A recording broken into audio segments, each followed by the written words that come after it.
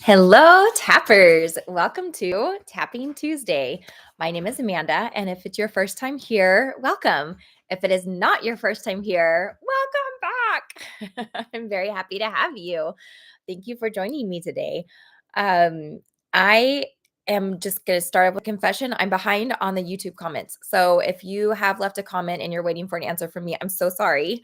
I did see all of the love that you left last week whenever I was sick and absent. Thank you so much for that. It felt so nice to have that support and to know that it was okay. That it was okay for me to be sick. Um, and I don't have any emails from the community to bring to today. So I'll give our little welcome speech on what it is we're doing, and then we'll go right into tapping for today.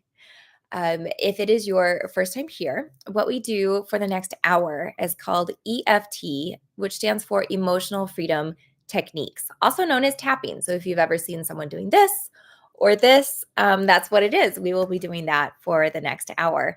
Now, what it is generally used for is for stress relief. It has all this really cool science and brain body connection behind it, which we're not going to go into today in the details. But if you want to check all of that out, please go to our channel, EFT Universe on YouTube. There's 200, 300, 400 different videos that you can look at to get all of those questions answered. But what we're doing here right now is for you to experience it. It's a pretty simple protocol, but deceptively simple in the way that it is so incredibly fast and working on very complex things. So I'm hoping that you'll get an experience of that today. And then if you have any questions about it, or if there's something that you want to suggest to tap on, you can always email me. My email is at the top of the live chat that we have going. I'll also speak it out loud. It's Amanda at EFTuniverse.com. Now, if you would like to suggest a topic as we're live right now, please feel free to go ahead and put it in the chat at any point. And I will do my best. I check the chat, throughout the tap, and I do my best to incorporate every suggestion that's given. Um, and I will give you pointers as we go along on how to adjust a tap, just in case it's not spot on for something that you're currently experiencing. If what you want to contribute is a little vulnerable to put out there to the whole wide world, you can always email me, and then I will bring it up the following week for you. Also, just any questions that you have. I post a recorded video every Friday, and oftentimes it is from conversations with you where I get the topics for those videos, and they're helpful to hundreds of people always. So please don't hesitate to reach out. You are strengthening our community by getting your question answered. So, with that, I'm going to say hello. Hi, Marion. Hi, Donette. I'm glad to have you here. Hi, John. Hi, Mama Hutch. Expecting a plumber. Well, if you don't get to stay the whole hour, don't worry, because it'll immediately be available in the playlist section on our YouTube channel. So you can always catch up if you have to step away. Hi, Zarina. I'm finally going to make it back. Yay, I'm glad you're back too. Hi, Angela. Thank you so much. My high vibe energy, I've missed it too. We were sick for a long time. Hi, Tanya. I'm sorry, however you say it. I'm glad that you're here. Hi, Anya. Hello, Violet. Okay, trusting myself rather than always asking everyone else what they think. Yes, that's very possible to tap on. And I really appreciate that, because there are actually several places from where that outcome can stem. So we will talk about that. Yes, we can absolutely tap on that. Mama Hutch says, I'm out of sorts today. Oh, we lost our son while serving in the USN almost 9 years ago. The sailor since called me Mama Hutch. Today I woke up to the message, the fifth friend of our son passed. Okay. I'm so sorry. I'm so sorry that you're feeling that deep grief that's probably bringing up all of the other grief, all attached to that. So, and Angela, feeling sad about losing my mom. Okay, so we've got several for grief today. Lauren, love you too. Hi, Jan. First time here, but an avid tapper. Well, I'm so glad to have you. I hope you find value in what we do here today, and I hope we get to have you many more times. Oh, Dorothy, your first time here. I'm so excited to have you. And Darren, hello. Just here borrowing benefits. I love that. Thank you so much for doing that and for bringing that up. For those of you who don't know borrowing benefits, tapping along with someone else gives you benefits on of your own, and even just watching, if you're doing nothing but just watching a session of tapping, your brain has positive outcomes with that. So thank you for bringing that up. Lauren, tapping on grief relief would be appreciated. Yes. Okay, tapping for several years now, Darren. Awesome. I'm glad you're here, Mama Hedge. Dr. Scott, hi. It's good to have you here. All righty. Well, let's go ahead. Oh, okay. I clicked on something. I'm clicked right back off. I'm glad because I'm not tech savvy. Let's go ahead and get grounded. And then let's start with grief. Even though it wasn't the first suggestion given, it's just really, really forward. And I'll show you how you can tap on grief when it's not what we tend to call grief, which is, when we have something and then it's gone, right? There are multiple ways to tap on that. So, and Joan, oh, your first time here. Yay. Thank you. Thank you for being here. Okay. So for getting grounded today, let's do our oldie but goodie. So go ahead and let's take a breath and let it out.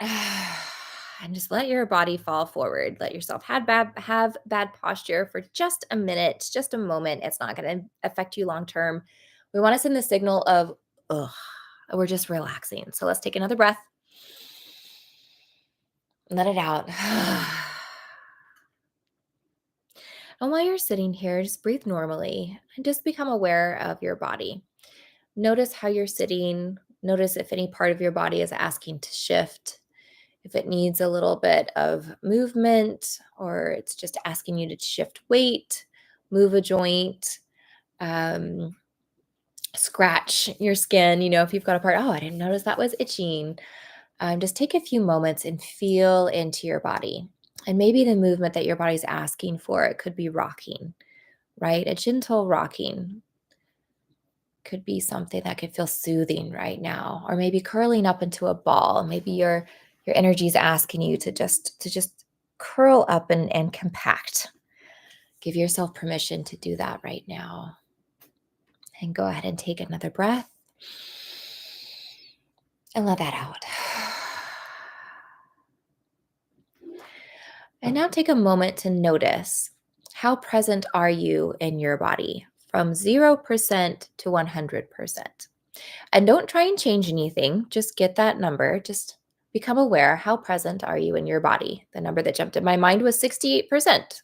So I'm going to go with that. I'm not going to question it. Just going to go with it. And then I'm going to just imagine where in my body this percentage is. Where is the 68%? And then where's the other percent that's not here? Where are those bits that are kind of out? And I'm going to imagine a little tether, a little string that's attached to wherever these other parts of my consciousness are, that are just out there focused on something else. They're not present in this moment. And just become aware of where these little bits are. If they're going out from thoughts that you have that are in other places, or maybe something from your knee and you're like, I don't know why it's my knee, but it's just part of my knees out there. That's totally fine. You don't have to explain it. Let's take another breath here.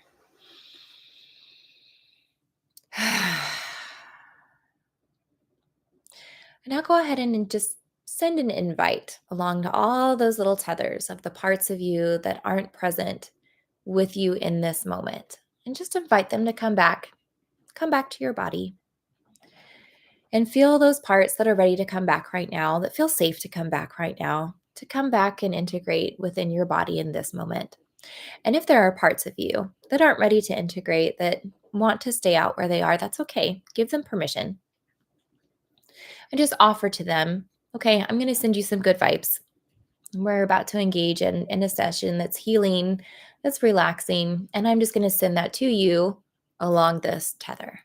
Give yourself permission to be where is most comfortable. And it's okay if parts of you don't want to be present in this moment, and they can still receive the benefit of having this session. And so go ahead and check back into your percentage. My number just flipped. Now I'm at like 86%. But I feel like there's still parts of me that are still kind of integrating and coming in. So I'm going to allow that process to continue. Let's take one more breath and let that out. Okay, now go ahead and restack your body. So sit back up straight, let your spine restack unless you have some sort of a medical consideration where that's not a good idea for you. Get into a spot that will be comfortable for you while we tap. I'm going to set an intention real fast for us. You can join me if you'd like. It is my intention that even though we are all around the world and we are different people having different experiences in life, that we are gathered together right now as a community. And it doesn't matter how much distance or how much difference there is between us, we are connected. We are connected in purpose and we are connected in intention. And there's real power in that. There's real strength in that. There's real energy in that. And that you being here contributes to that. You add value just by being here. And whether you're in uh, more of a chipper mood and you're having a good day, or you're coming to this session really in need of receiving a different space than where you are right now, you add value no matter where you are. And your contribution is felt and it's appreciated. And it is my intention that as you leave this session today, that you feel that value, you feel the strength, you feel alleviated, and that you receive what you came here looking for. Let's take one more breath. Okay. All right. So let's go ahead, and I see there's been a few more. Okay, okay, first time here, lots of experience. And thank you, Zarina, for putting your number in, 22%. Um, if I don't remember, then and you remember, do it on your own. But at the very end of our tap, I'm going to try to remember to check back in and see what percentage you're at after we do some tapping. Okay, let's get going on grief. So if you are not experiencing what we typically think of as grief, where you're missing someone or something that's very important in your life, but you can't connect with them the way that you want to, the way that you're used to, and you're feeling pain from that, you're feeling loneliness from that, maybe depression, maybe overwhelm. You could be feeling anger, from that. There's any and every emotion has its place in grief. And sometimes we have emotions about our emotions, if it's okay to be feeling the emotions that we have, if it's still okay, to be feeling emotions that we do after a certain amount of time, after so much work, after, moving on in life in these ways. There's a lot of ways that we can judge ourselves according to how we are processing grief. Now, if you are not experiencing grief in that way, how you can cater this tap to you right now is anything that is a shift that you've been looking to have that hasn't happened. You've got an ideal of yourself, of a situation, of a thing, and it just isn't producing itself for you. And the emotions that are tied to that, any beliefs that are tied to that, of judgments that you're making on yourself. I'm not good enough. I'm not smart enough. I'm too old. I'm not educated enough. I'm not in the right place. I don't have the right support, um, anything along those lines where there's just something that you desire that you don't currently have, and it's creating some heaviness for you. Okay. So I'll give you a moment to clarify that. I'm going to go ahead and start tapping. Please feel free to follow along with me. Now, I don't move a whole lot when I tap. I tend to stay on the hand and matters that are emotional. I'll also go to the chest. I don't always go in order.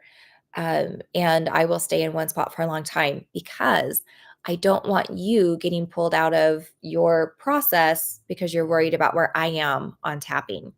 If I'm still here and you're going, oh my goodness, I really want to move on through the points, please give yourself permission to move through the points. Just look at me as a reference. If you're like, oh, I'm lost, what are we doing? Other than that, change the wording that I'm using, change the spot that I'm using to whatever feels best for you so that you feel empowered for this to be the best experience that you can give yourself. Okay. The phrasing I'm going to use, I'm just going to say this grief. That's what I'm going to use. Okay. As I consider this grief in my life, I deeply and completely accept myself. As I consider all of the emotions, all of the thoughts, all of the decisions associated with this grief in my life, I deeply and completely accept myself anyway.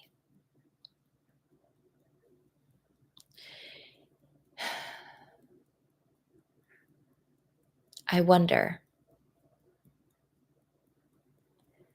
is this grief allowing me the way that it is right now, my best chance to honor what I'm grieving about? Is this grief allowing me to honor, to connect, to remember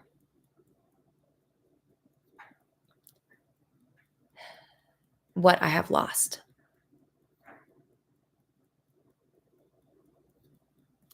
Even if I'm not sure the best way to connect with what I have lost, and I'm uncertain what role this grief plays in that, I deeply and completely accept myself anyway. It's okay if I'm confused. It's okay if this feels heavy. It's okay if my emotions are layered and are changing. In whatever way this grief is currently presenting itself, I still choose to deeply and completely accept myself. This grief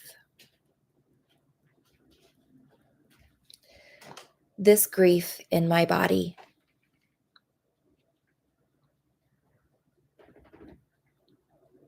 this grief in my mind,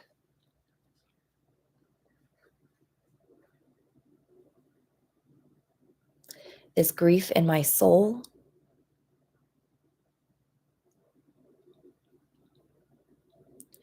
this grief in my heart,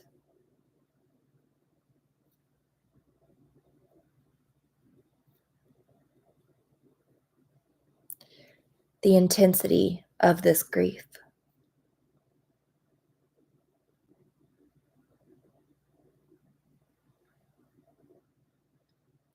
the physical response in my body to this grief.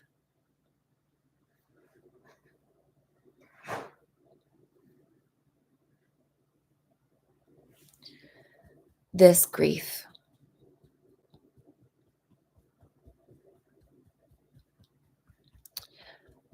I wonder, have I given myself permission to grieve? Yes. No. I don't know. I wonder, have I given myself permission to not grieve? Stay with me on this. Yes. No. What does not grieving mean? Does that mean to stop grieving? Letting it go, letting them go, to not feel sad, to not feel pain, to not miss them? Is that what not grieving means? How insulting that I would even ask that I would even think that. How could anyone who's ever lost someone ask such a question? Even though I may be having a strong reaction to this question, I deeply and completely accept myself. I wonder, what would be my other options? What else could I do if grieving weren't an option anymore? Well, what is grieving anyway? I mean, aside from what it feels like and the response that I know that I call grief in my body, I suppose grief is remembering, and grief is acknowledging my own experience in this moment of remembering someone or something that's no longer here. Okay? There is nothing wrong with that. Why is there so much pressure then to change it? I wonder, what if instead of changing my grief or ending my grief, if my grief is happening because I feel lonely, because I feel lost, what if I gave my grief comfort? What if I gave my grief a friend? It is okay for me to connect with my own experiences in this way. It is also okay for me to support myself by offering myself other support as well.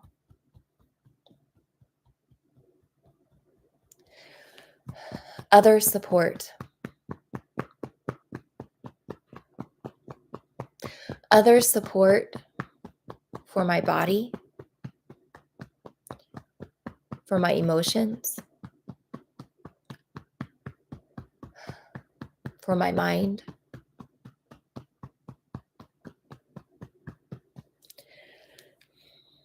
Oh, what would that be? What would other support be? Maybe I remember other times too, not just when I lost them, not just during the process of loss. Maybe I add in other memories. Maybe I allow myself to feel a moment that was just so silly. That was just so silly and funny and enjoyable. And maybe I allow myself to remember something that, just drove me insane. Just so rah.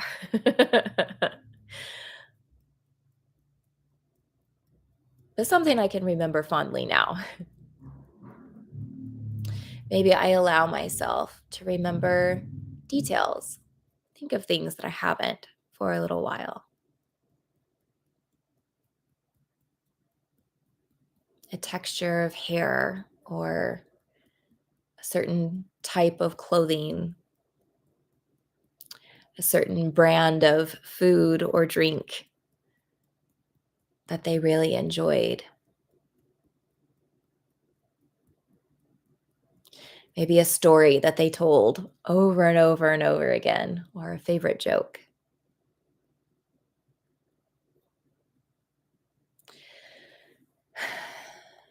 It is okay for me to offer to myself ways to fill and feel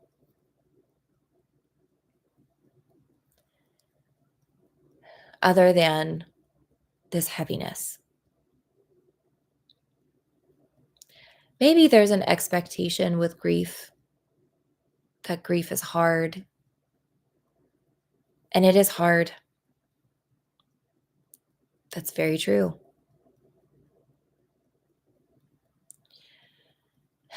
But maybe there's an expectation that when it stops being hard, you're over it. And when it stops hurting, you've healed and you've moved on. And that doesn't feel right. So I wonder,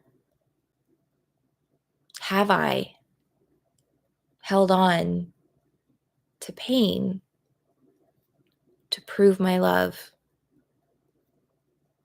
even if it's just to myself, that I still have for this person that I'm grieving? Even if the way I have proven that I still love and I still remember this person has been through heaviness and pain, loneliness, grief, I deeply and completely accept myself.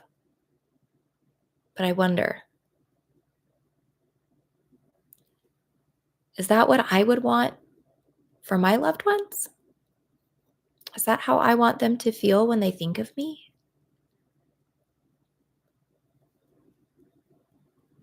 Or would I prefer best memories? Would I want them to feel the way it felt when we hugged?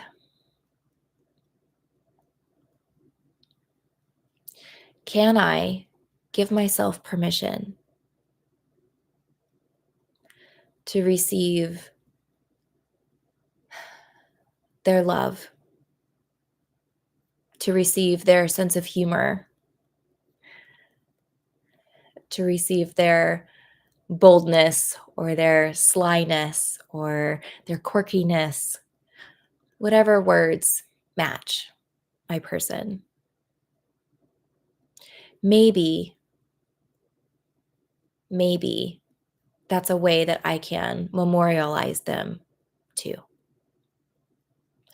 And it's okay for me to miss them. It's okay if I cry. It's okay if I ache. And it's okay if that happens every single day for the rest of my life. I am allowed to have my emotions. But I also give myself permission to receive comfort, to receive joy, to receive laughter. It is okay for these emotions to have a place in my grief as well. And if there is a time where all of it's just really big and I really need to set it aside and to stop processing any of it for a little while, I give myself permission to create a beautiful room to place it in, a beautiful space where it's safe, it's not forgotten, it's kept, it's cared for, but where I don't have to carry it every moment if I just need to set it down for a little bit.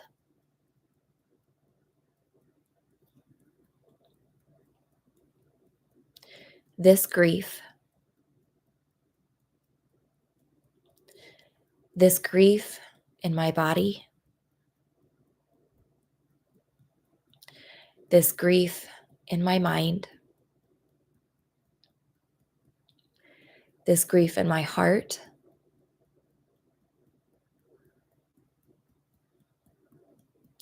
this grief in my soul,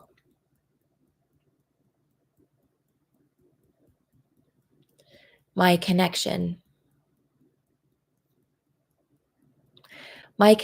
to my loved one,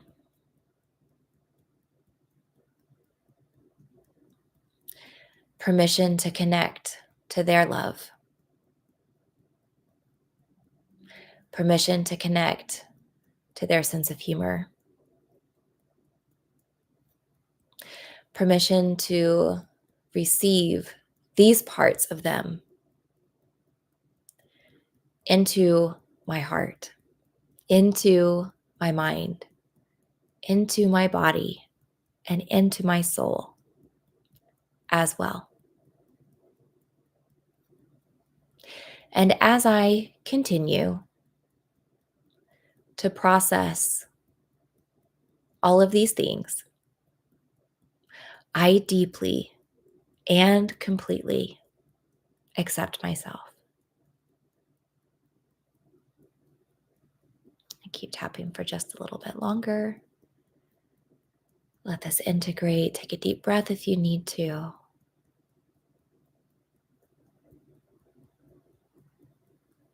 Okay, go ahead and pause tapping. Now I'm going to take a deep breath. If you just did, don't hyperventilate. Now take just a moment and think about how the grief felt in your body before we tapped and compare it to how you feel now. And if you're feeling any amount of lighter, looser, more ideas of how that grief is connected, just better, more at peace, those are really good signs that your brain, your subconscious brain, has heard how you want to approach grief and is agreeing to start to shift how that looks in your body and in your mind. So really good job. And also yawning, crying, sighing, all of those are signs as well of positive movement in connection with your subconscious brain. I'm going to go ahead and check in the chat, and then we'll start on our next tap. Thank you, John, for your support. Okay. Daily grief due to my mom in hospice care. I hope that helped, Christina. I know that was kind of from the angle of past, things that have already happened, but you're preparing for it. I hope that still brought you some comfort. Dr. Scott, I'm not sleeping enough. I'm tired of small incremental changes. I have been sabotaged. Ooh, now there is a very interesting word. I love that you used sabotaged because I think that's a really valid word to use in so many circumstances when we have long and chronic issues. If you want to give me more detail, you can, but I love the idea of tapping on being sabotaged. Oh, Cedric, thank you for your support for others. Uh, you as well, Dr. Scott. Leona, thank you. I needed this today. Both my parents are gone, and my only sibling.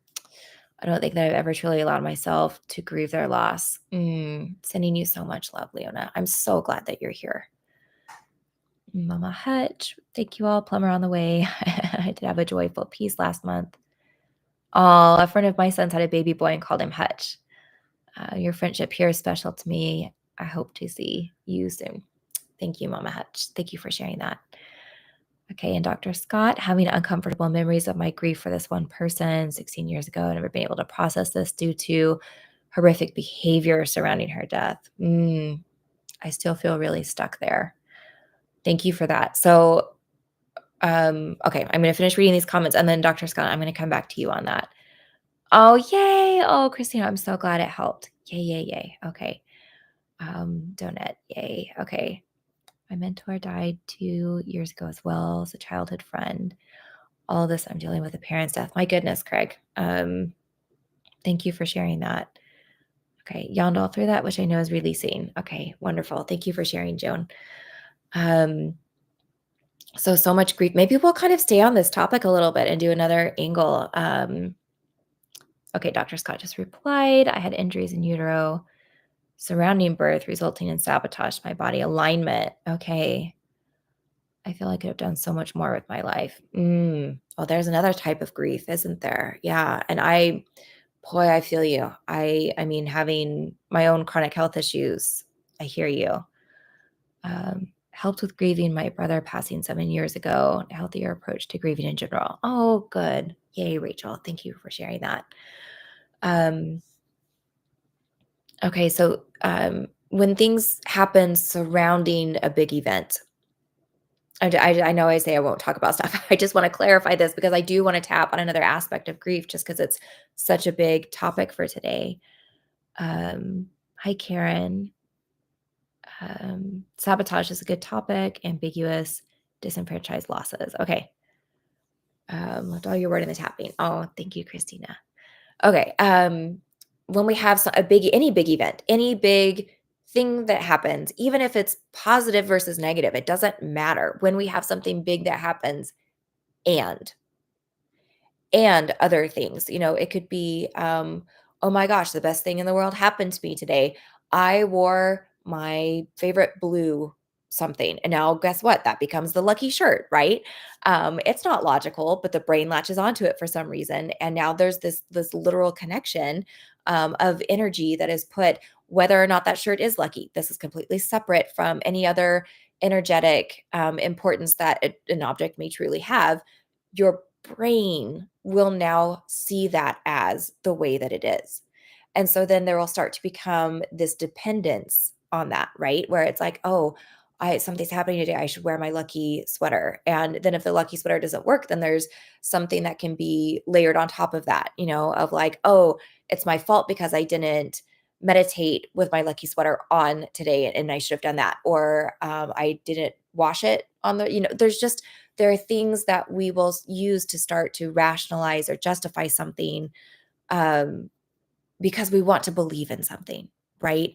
And if there's a lack of belief in self, if there's a lack of love in self, if there's a lack, period, in self, then we look to place that on other things so that we have it somewhere, so that we have a reception of it, so that we have control of it. And it can happen in objects, it can happen in circumstances. Um, I should have, I shouldn't have, I could have, I couldn't have. It's can get as big as God loves everybody but me. Like for some reason I'm cursed. Like everybody else gets this thing that's just innate because they're human, but not me. Or it could be something as small as, well, I'm shy. And because I don't know how to get over being shy, I never got to do all the things I wanted to in my life. I never traveled. I never got married. I never bought a house. I never had the job that I wanted. I never went to school for the thing. There's an importance that's placed on something that feels 1,000% true. That may not be true, but we can't see that because it's like embedded as this place of importance in the template in the subconscious mind. So, all of that to say, when you have something and it's stuck, like, Dr. Scott mentioned that struggle around, releasing the grief surrounding this person's death because of all of these things, and it feels stuck. Oftentimes, it's something that has been given that intense importance in the subconscious brain, and it's not logical. So unhooking it can be interesting, but not impossible. So I want to tap, and this is the why I went into all of this, because the tap itself is going to feel a little bit ambiguous, and I wanted you to have all of that set up to understand what you pick to tap on with this. Choose a situation that still feels too big, stuck, impossible, out of your control, out of your reach, that it's just ridiculous that it's something that is either still around or something that you still want, but you just can't shift it. You can't let go of the idea that this is meant to be yours, or you can't let go of this is supposed to have processed and it's not. Something that feels that sticky, and it can be any subject across the board. This still falls under grief, by the way, um, in a very more open explanation of grief. So something that feels stuck in that way, and you don't quite know why, but man, it's just immovable.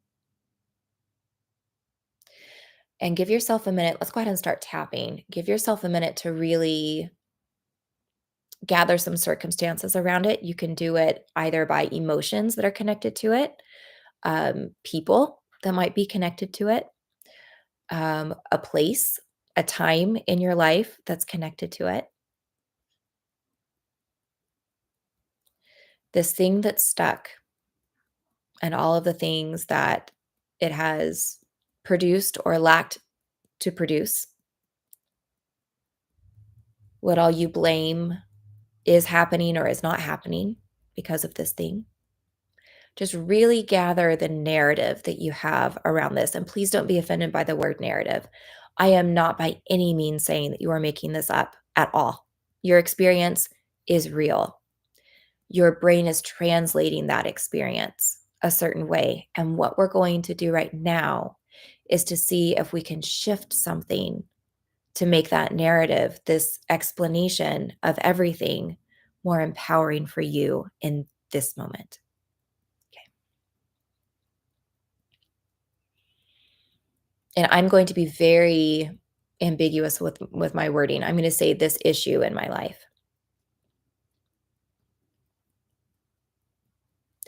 As I consider how stuck I am in this issue in my life,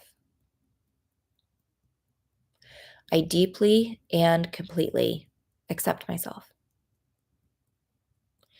Even though I have so many feelings about this issue in my life, I still choose to deeply and completely accept myself. Even though there's almost nothing I want more than to just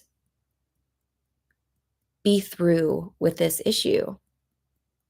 And it's consuming at times. Even with that, still dealing with that, with it not changing at all yet. Right now, I choose to deeply and completely accept myself. We will do some statements. This is just FYI, that are what I call radical tapping. Um, Pretty bold statements, and what we're looking for are like the edges of belief. So So stay with me, even if I say something and you feel an emotion about it. This issue will always be big. It will always be bigger than me. It will always be stuck. It will always be in my way. I will never overcome this issue. I will never figure out how to let it go. I will never figure out how to solve it. It will crush me. It's the end. It is the end of my growth. It is the end of my success. This is as far as I ever get to go. Period. Because of this issue. It has won and I have lost. And no matter how much I want that to be different, it's just the truth. Even if this is exactly how I feel right now, I deeply and completely accept myself. I wonder, when did this issue happen in my life? Was it today? So today is the end, like the stop of everything today. No, no. This issue has existed before today. Okay. But if it's true that this issue is stopping me, it's stopping me from success, it's stopping me from forward movement, it's stopping me from being empowered. How is it possible that I've progressed? How is it possible that today I've learned new things than I knew when this issue started? I have helped other people. I've gained knowledge. I've had enjoyable experiences. Maybe not with this.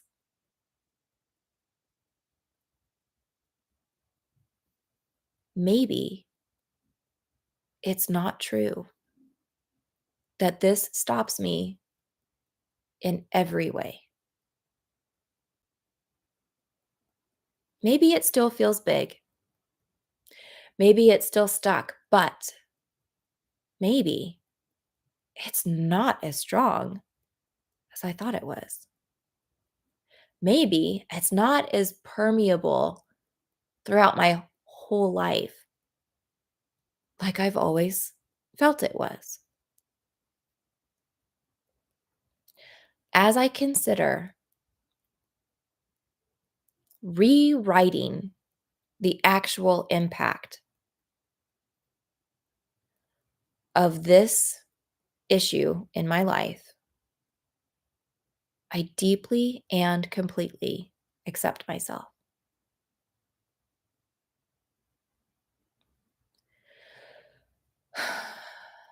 I wonder,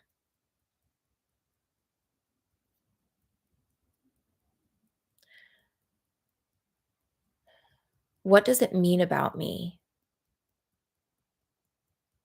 that I've had this overwhelming issue for as long as I've had this overwhelming issue? I've carried it, I've dealt with it, I've worked around it for all this time, and I've still succeeded. Even if I wish I could have gone further than where I am currently, I give myself permission to acknowledge where I have reached, where I have achieved. I wonder, have I ever done that before?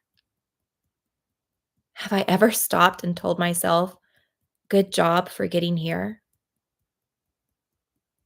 Even if it's not everything,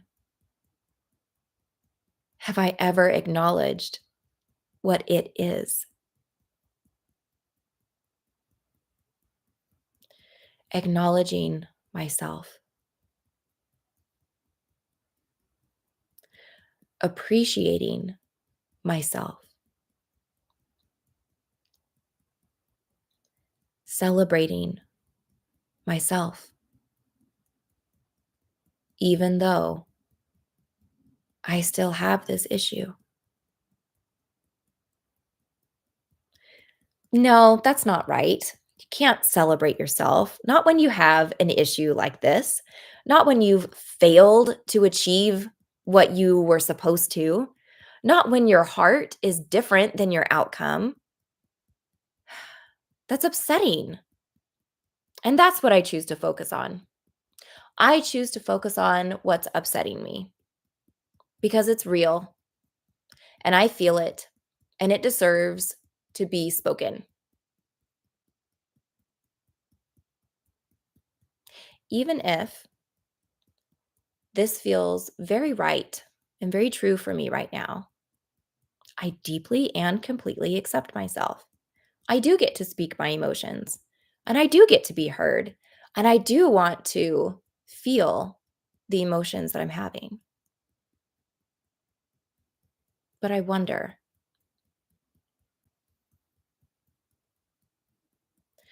where did I learn that that was all that I could recognize, that that was everything to pay attention to? Why would I not allow myself to feel the joy of other things? Even if there is angsty stuff, even if I don't ever reach all of the potential I know I have, why would I never feel good about what I did do? Whether or not I have an idea about where I learned to dismiss myself so completely, I deeply and completely accept myself anyway. I may go back and tap on that later, but for right now, I accept it is what it is. I am where I am. I wonder, can I give myself permission now? Can I give myself permission now to feel good about who I am, to feel good about how far I've come, even with everything considered?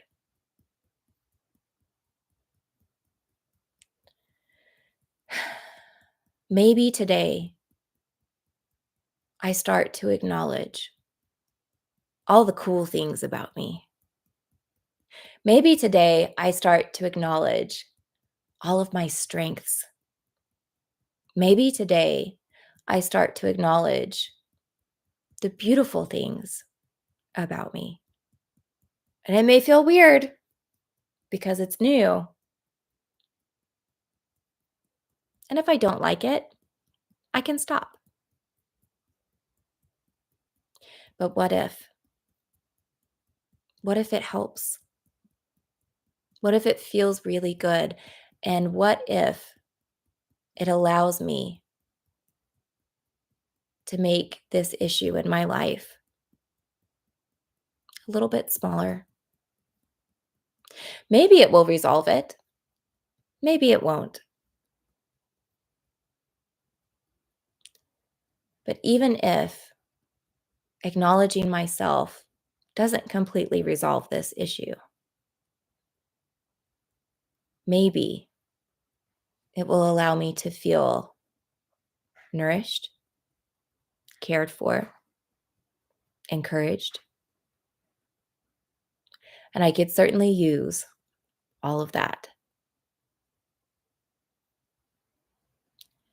as I give myself permission to release what I can of this issue and receive what I can of all of the wonderful attributes that I have, I deeply and completely accept myself. Okay, pause on tapping and take a deep breath.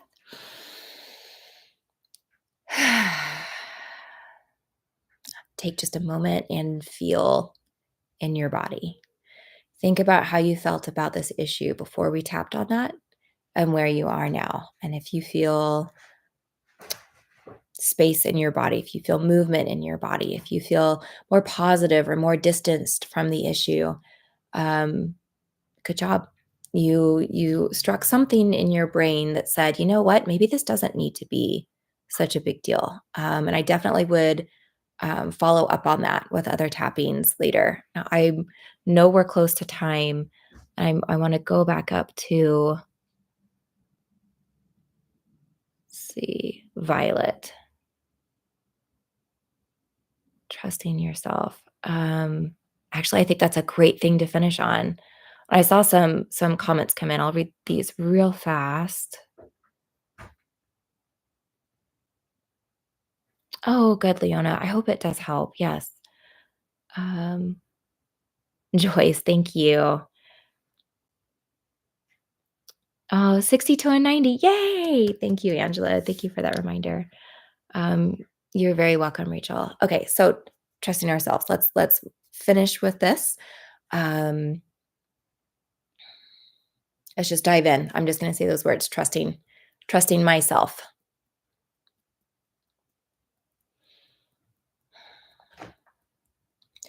As I tap on trusting myself, I don't feel like I trust myself at all. Even if what I feel is that I don't trust myself, I deeply and completely accept myself anyway. I would say there's got to be a reason because we're told to trust ourselves.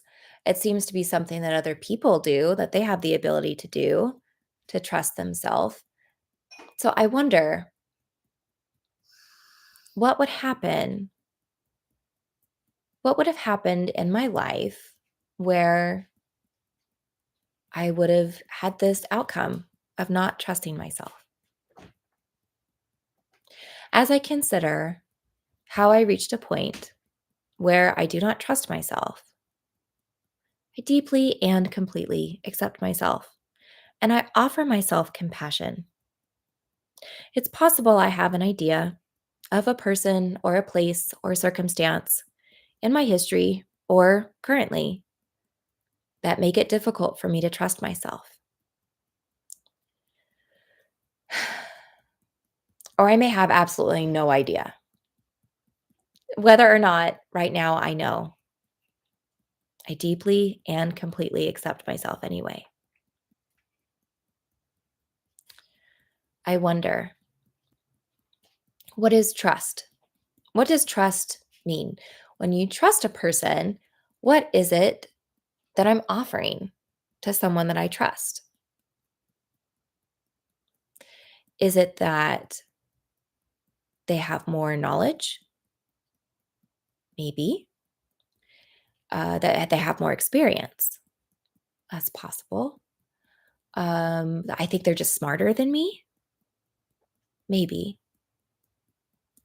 All of those seem like very logical reasons to trust someone. But if I really know myself and I know how smart I am and I know my experience, why would I then still choose to not trust myself?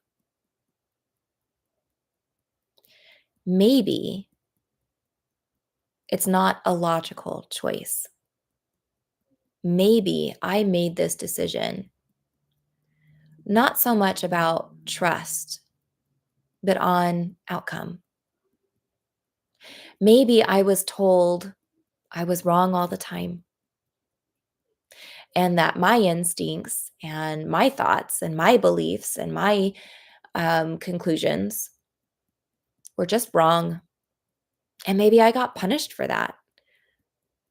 Maybe I got grounded. Maybe I got made fun of. Maybe I got alienated. Somewhere along my life, I made the choice that it was safer for me to trust everyone else instead of me. We're going to go over like 2, 3 minutes, just so you know. Even though at some point I made the choice to not trust myself, I deeply and completely accept myself anyway. I probably made this choice at a really hard time. Maybe I didn't have any other choices. Maybe this was the best solution I could come up with. Even though at some point I stopped trusting myself, I choose now to offer myself love, to offer myself compassion and understanding for making that choice. Maybe it felt necessary for my survival at the time. And look, it worked. I made it. I made it here. And it's okay that that choice helped me make it here. But maybe I did such a good job making it here that it's safe for me to make a different choice now. Maybe now it's safe for me to explore trusting myself again. Okay, cool. What does that look like? I have no idea how to start trusting myself again. Hmm. Well, how do I start trusting any new person? It's okay if it's me and I've been me my whole life. I can still approach this just like I would meeting someone new.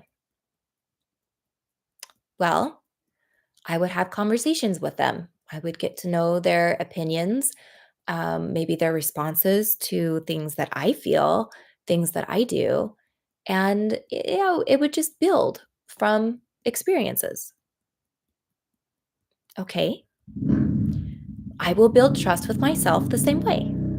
I give myself permission to communicate with myself as I have experiences. And maybe I choose what I'm feeling, and maybe I don't. Maybe I express out loud what I'm feeling, maybe I don't. At this point, I'm only committing to paying attention to it. And maybe it feels great and I do lots of changes right away.